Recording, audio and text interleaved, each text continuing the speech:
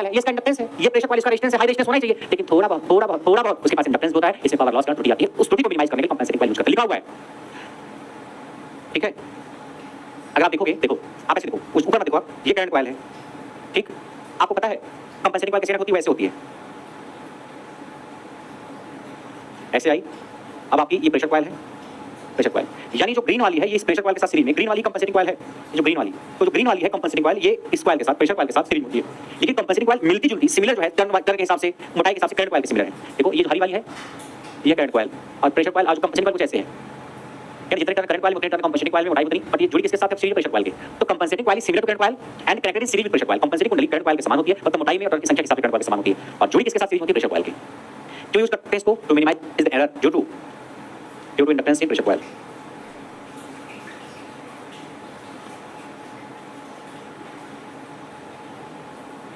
ये सवाल को पूछा गया है, the functioning of compensating winding in the dynamic type wattmeter is to neutralize the error due to, कि डायनामिक प्रकार की वाटमीटर में कंपनसेटिंग वाइंडिंग का प्रयोग किस त्रुटि को खत्म करने के लिए करते हैं, तो आपका जवाब होगा power loss in the pressure coil circuit, यानी प्रेशर कॉइल का जो सर्किट है उसमें जो इंडक्टेंस है, उस इंडक्टेंस में होने वाला जो पावर लॉस है, उसकी वजह से एरर या त्रुटि आती है, उसको मिनिमाइज करने के लिए कंपनसेटिंग कॉइल का इस्तेमाल करते हैं, विभव कुंडली के प्रेरकत्व में होने वाले शक्ति नुकसान के कारण त्रुटि जो आती है उसको कम करने के लिए।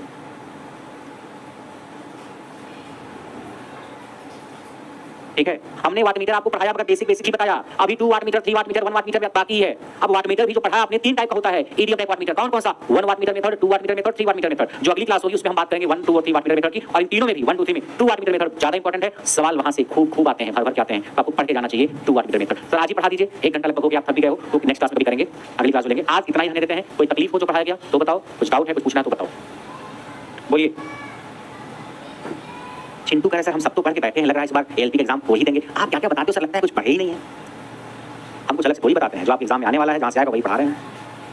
सर लगता है एक्स्ट्रा पढ़ाते हो ना, एक्स्ट्रा तो बिल्कुल नहीं पढ़ाता हूं मैं। बोलिए। टेक्निकल, संस्कार, पंकज, पीसफुल सोल, अरविंद। उसके अलावा अगर आप आरआरबी जेई वगैरह की तैयारी कर रहे हो तो जेई के बैचेज भी करियर पे चल रहे हैं, आरआरबी जेई के स्पेशल बैचेज, और एक JE electrical all JE exam नाम से बैच भी चल रहा है, तो जेई के बैचेज भी चल रहे हैं, आरआरबी जेई के SSC JE, RRB JE SSC का सिलेबस इलेक्ट्रिकल का देखिए, एक ऑल जेई बैच भी चल रहा है जो कि सारे जेई एग्जाम पे यूजफुल रहेगा। उसके अलावा आईटीआई के ट्रेड के बैचेज चल रहे हैं, electrician, electronic mechanic, welder, RAC सबके, और साथ बेसिक साइंस और ड्राइंग का जो हिस्सा है एलपी में, सीबीटी में, उसके भी बैचेज चल रहे हैं, आप ज्वाइन करके बैचेज से करियर वाला पे आप जाकर अपने बैच ज्वाइन कर सकते हैं। कहां पे करियर ऑप्शन आएगा, किसका ऑप्शन आएगा,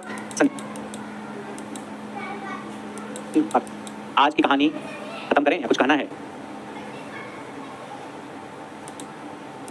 ओके टेलीग्राम पे कौन सा टॉपिक ढूंढ रहे हो चंदन, कौन सा टॉपिक? अरे बीएसपी एससीएल का जो आपका एग्जाम है उसका जो सिलेबस है वही सिलेबस उस बैच में होगा ना। ठीक है, तो मिलते हैं।